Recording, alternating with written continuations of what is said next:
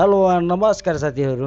नारायणगढदेखि काउसरीसम्म यात्रा गर्दै हुनुहुन्छ भने यो भिडियो अन्त्यसम्म हेर्नुहोस्, किनभने आजको भिडियोमा हामी तपाईँहरूलाई यो सडकको वास्तविक अवस्था कहाँ भइरहेको छ र यात्राको क्रममा ध्यान दिनुपर्ने महत्त्वपूर्ण जानकारी दिनेछौँ।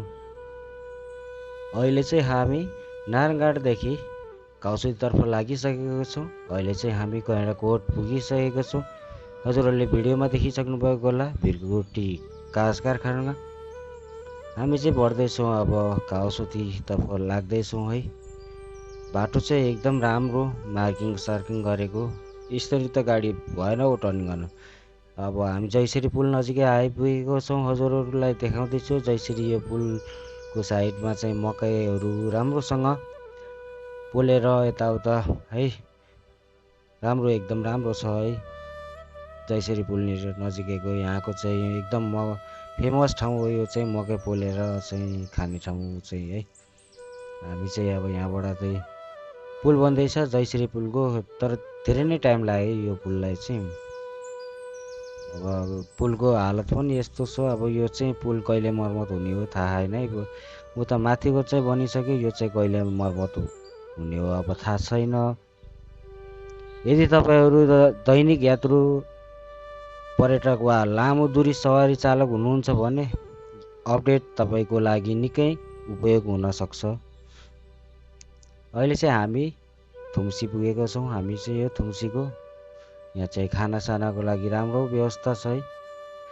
ढेँडोको लागि चाहिँ एकदम फेमस थुम्सीको है। यो हल्का पानी नै परिरहेको छ, सिमसिम काम पानी भइरहेको छ।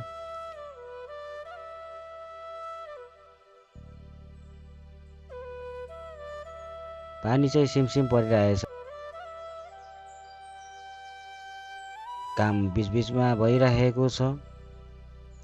आकाशमा हेर्दाखेरि पानी पर्दैन जस्तो छ, तर पानी सिमसिम चाहिँ परिरहेको छ है।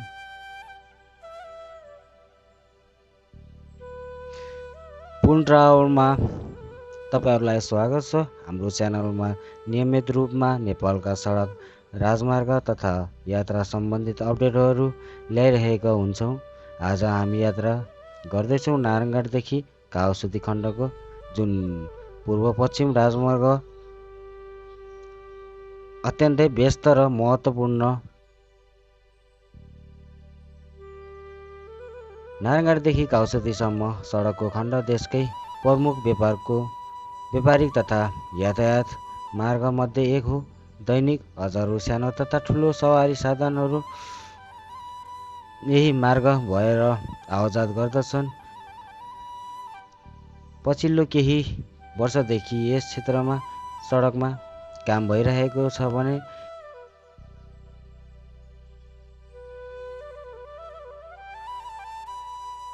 यात्रुहरूको लागि मुख्य चासो भनेकै सडकको अवस्था, ट्राफिक व्यवस्था तथा यात्रा सम्बन्धित हो।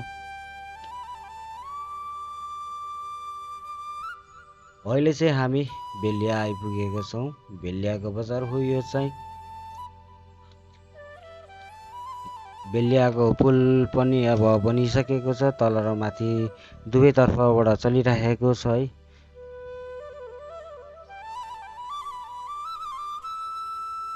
अब 16 नम्बर आउँछ, झरेखोला आउँछ, रजर आउँछ, त्यहाँबाट दलदलै हुँदै बरगतनगर हुँदै हामी चाहिँ काउसरीसम्म मात्रै यात्राको छ आज चाहिँ।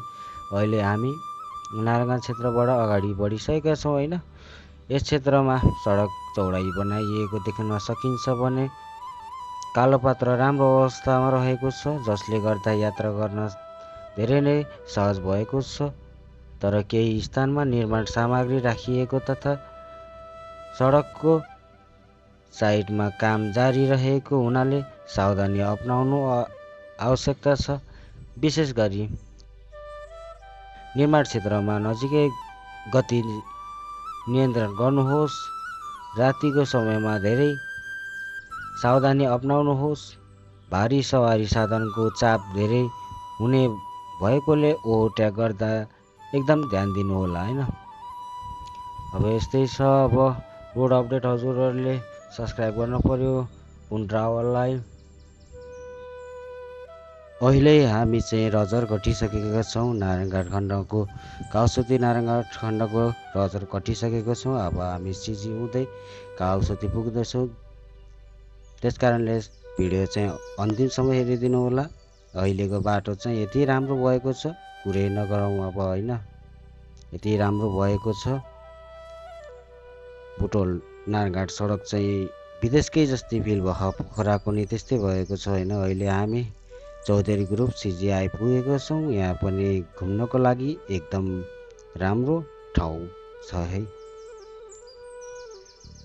अब हामी नजिक आइसकेका छौँ काउसती। यो चाहिँ सिजीको नजिक हो। हामी चाहिँ अब दलदले आउँछ, पर्वतनगर आउँछ, टाढा लोकापछि हामी चाहिँ काउसतीको जङ्गल सुरु हुनेछ। मार्किङहरू एकदम राम्रो, धेरै राम्रो भएको छ है। अब बिरुवाहरू लगाउँदा त कति राम्रो, झनै राम्रो हुने है। रङ साइडबाट यसरी आउन चाहिँ भएन है। रङ साइडबाट चाहिँ नहिँड्नु होला होइन। अब ट्राफिकको नियमहरू पालन गर्नु होला है, किनकि एक्सिडेन्ट बढी हुने सम्भावना हुन्छ होइन। त्यस कारणले गर्दा रङ साइडबाट नआइदिनु होला। ओभरटेक गर्दाखेरि एकदम ध्यान दिनु होला है। अहिले चाहिँ हामी दलदले नै आइपुगेका छौँ। दलदले हुँदै अब हामी पर्वतनगरबाट चाहिँ हामी काउसतीको जङ्गल आउनेछ है। यति राम्रो बाटो अब कुरै नगरौँ होइन। कुरा गरेर त नसकिने भयो। पहिला कति दुःख पाइयो यो बाटोमा है। लगभग 2 घन्टै लाग्थ्यो नारायणघाट जानको लागि चाहिँ। अहिले चाहिँ एकदम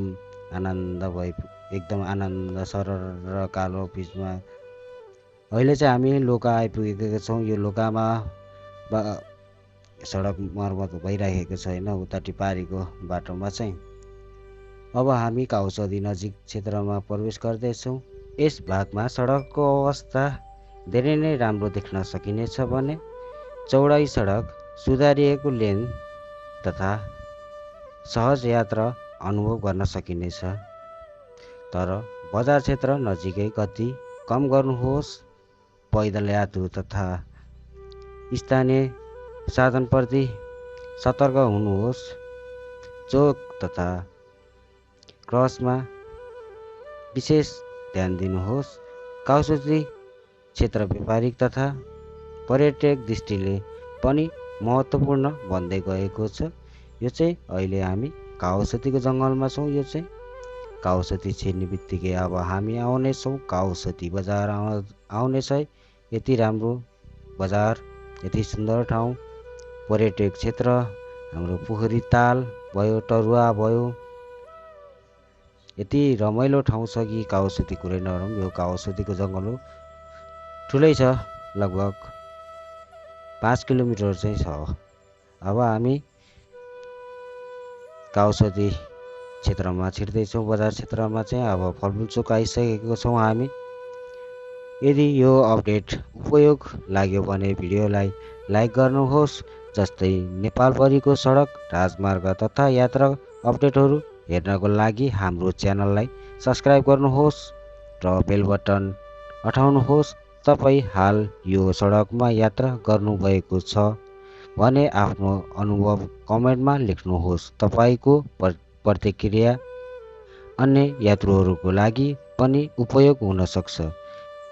हेर्नु भएकोमा धन्यवाद। सुरक्षित यात्रा गर्नुहोस्। फेरि अर्को रोड अपडेट भिडियोमा भेटौँला। नमस्कार, थ्याङ्क यू सबैलाई, बाई बाई। सब्स्क्राइब गर्नुहोला, लाइक सेयर गर्नुहोला। बोली वचनमा कहीँ मिस्टेक भए कमेन्टमा सुझाव दिनुहोला। नमस्कार, धन्यवाद, थ्याङ्क यू।